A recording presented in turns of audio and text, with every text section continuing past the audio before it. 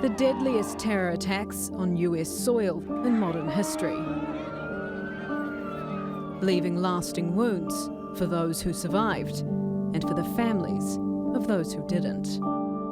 Hundreds of victims' families, injured survivors, along with insurance companies and businesses, are suing those they think are responsible, including the Kingdom of Saudi Arabia. They claim the Saudi government directly and knowingly assisted the attack's airplane hijackers and fueled al-Qaida's rise by funding charities that supported them. But Saudi Arabia says there is no evidence of that, and it has now asked the Manhattan Federal Court to drop the 25 lawsuits against it. The finger has long been pointed at Saudi Arabia, where 15 of the 19 hijackers came from. In 2004, the 9/11 Commission report found there was no evidence that the Saudi government as an institution or senior Saudi officials individually funded the attacks. But it also noted the likelihood that Saudi government-sponsored charities did. These 28 pages raised further suspicion. Part of a 2002 investigation report, they were classified by then US President George W. Bush. The 9/11 attacks. Last year, the Obama administration declassified them. They showed that some of the hijackers were in contact with and received support or assistance from individuals who may be connected to the Saudi government. It wasn't exactly a smoking gun, and both the US and Saudi welcomed the pages' release. The CIA director, the director of national intelligence, came out and said that there is no involvement of the Saudi government or Saudi officials in the events of 9/11. The Senate Intelligence Committee did its own investigation, came to the same conclusion, and so the matter is now finished. But those suing say these 28 pages provide further evidence, although circumstantial.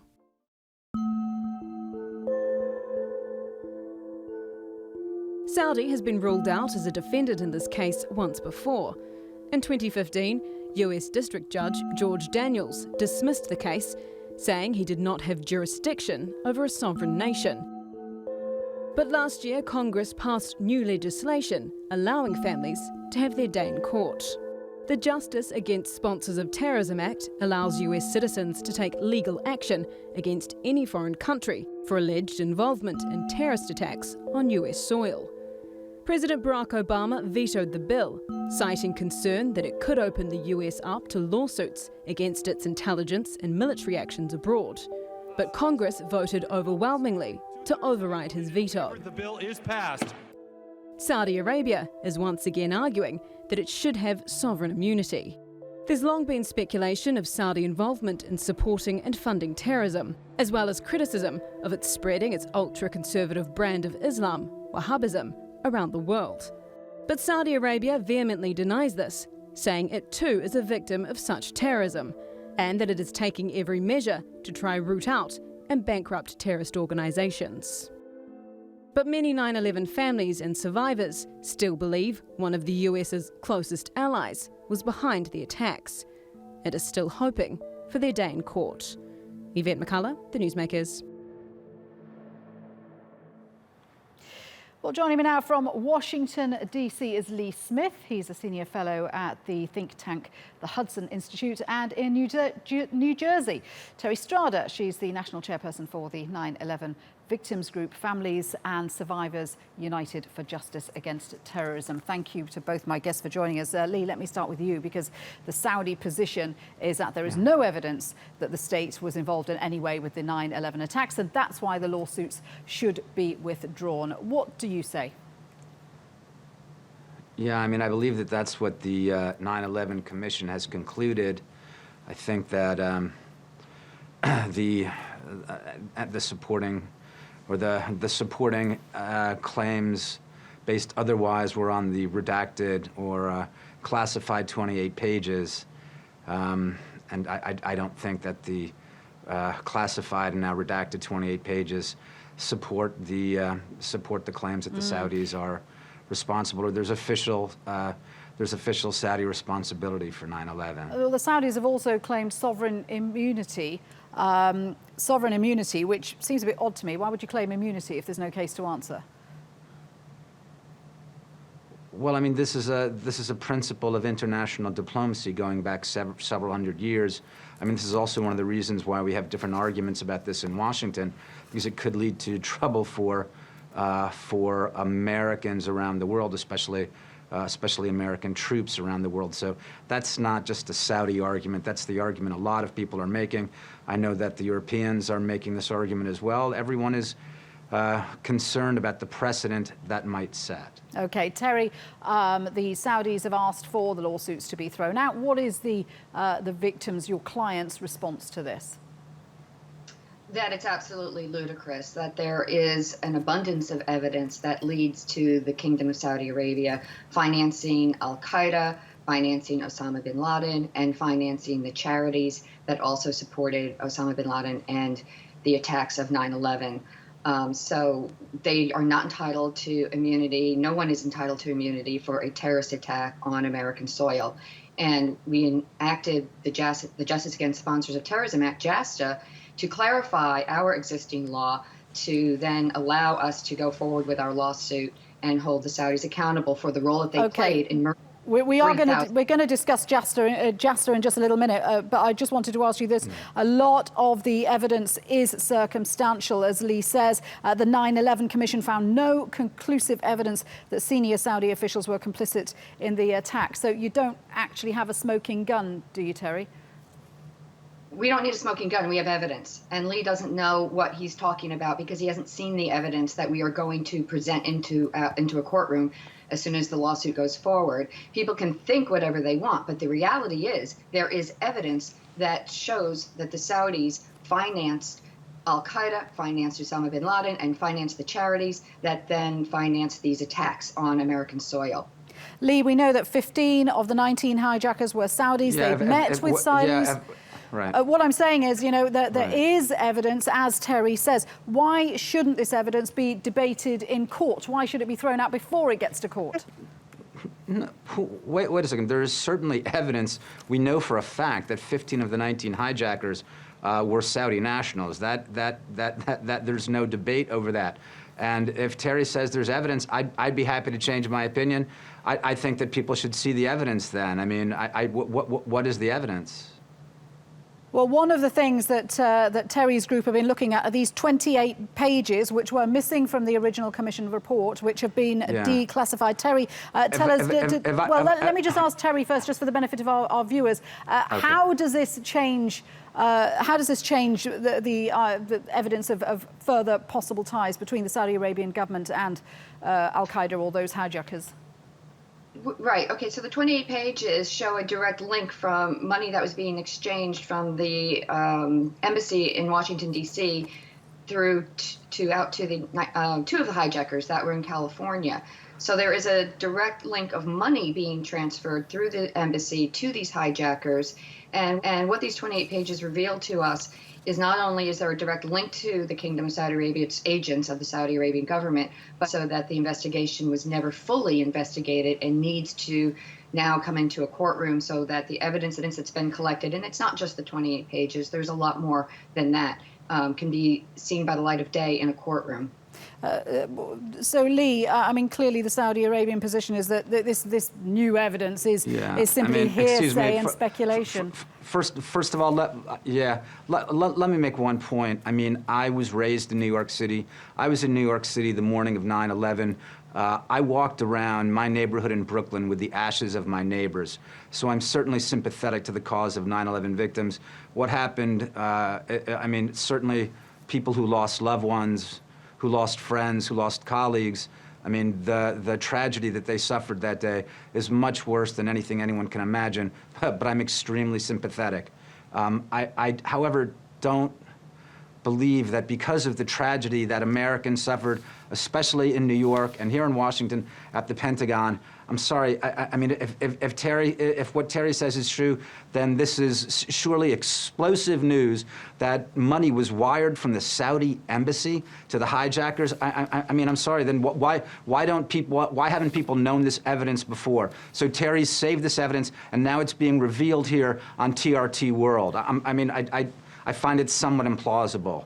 And frankly, I find it not a positive development. Look, the premise of the 28 pages has been what? That these 28 pages were redacted or that they were held off because somehow the United States government, the Bush administration, Bush principals, and the intelligence community were all involved in a widespread conspiracy to conceal the fact that a sovereign nation, Saudi Arabia, an American ally, had plotted and conspired to kill Americans on the streets on 9/11. I'm sorry, I reveal find that really implausible. Possible ties between al-Qaida and the Saudi embassy in the US. They look at a former Saudi diplomat. Which are what? A former Saudi diplomat, Fahad al-Thumairy, who made 21 phone calls to another Saudi who was in the hijackers support network. I mean, that's pretty telling evidence, isn't it? The 9/11 I believe the 9/11 Commission also found it inconclusive. If there's more, everyone would like to know. Everyone would be happy to see it and would like to know. But no one's going to know if the cases get thrown out of court. On. Terry, how important is it that this case is actually heard? I mean, for the victims as well, because clearly they want some form of closure. Yes, it's extremely important to the families to have accountability and justice for the murder of our loved ones, but it's also extremely important to our national security going forward. We cannot protect ourselves if we do not face who the real enemy is. Who finances al-Qaida? Who finances these terrorist attacks? We need to stem the flow of money going to these organizations that vow to continue to kill and destroy us. And if it's Saudi Arabia, then let's get it out into the courtroom and let's see what we have. You're right. We don't know everything, so why do they keep blocking it? Why do they spend millions and millions of dollars trying to block this lawsuit? If they have nothing to hide, they should welcome an opportunity to tell their side in a courtroom. That's what we have asked for. We are American citizens. It's what we are entitled to. And anybody that thinks we're not entitled to that, I don't know on what planet you think I'm not entitled to justice for the murder of my loved one. Let me ask you about JASTA, Lee, because this is the legislation that was passed in 2015. Wait a second. No, excuse me. No, I want to bring up this point about national security, because the Justice Against Sponsors of Terrorism Act, some critics of that, or a lot of critics of that, Lee, say that undermines the US's national security because it opens up US officials to being charged and tried on foreign soil. Right. This was the point that I was making before. Right. Yes. This was the point that I was making before. I'm sorry. I'm sorry. I do want to come back to the idea of court cases. Look, if there is evidence of whether it's Saudi involvement, if there's evidence of a conspiracy that was engineered at the highest levels of the United States government, this can certainly come out through other ways. It doesn't necessarily have to come out through trials. Again, why hasn't this been reported in the press? Why aren't Terry and others you're not disputing the providing wider evidence that to be shown elsewhere? Saudi Arabia is alleged to fund extremists, and there has been a lot of evidence on that. The Council on Foreign Relations says individuals and charities based in Saudi Arabia have been the most important source of funds for al-Qaida. We certainly know that charities and individuals have been an enormous problem. Yeah, I believe that a U.S. problem Treasury has been, report of 2003. Lesson, but Saudi Arabia is the problem. epicenter for the financing of al-Qaida. The Brookings Institution, since 1975, the Saudis have spent an estimated $70 billion to spread Wahhabism. So, given that wealth of evidence linking Saudi Arabia to the funding of extremism beyond its borders, why can't this court case go ahead on that kind of good faith? Right, and because you're talking about the different. Sorry, let Terry answer that question. Well, I haven't said anything about conspiracy at the highest levels of our government. Those words keep coming out of your mouth, not mine. What I am saying is that's what the idea of the 28 pages presupposes. The idea that these have not been shown presupposes a conspiracy. The 28 pages were classified and redacted because it revealed sources and methods of American collection, of the American intelligence community. Those are very highly prized and dearly held onto secrets. That's why they were held. They weren't held because there's some secret evidence here proving the Saudi government was killing Americans on the streets of American cities 16 years ago. The point is, all of this is now out in the open, so why can't it be debated in court? What is the big problem with going to court with this? What effect do you think it's going to have? I don't see why we can't have the debate before we go to court. Where is the evidence? Okay, let me ask Should we go Terry. to court every time? Let me ask you, why go to court with this, Terry? It's not going to bring anyone back. It's unlikely that Saudi is going to face any huge sanctions because of this. So why are you pushing for lawsuits?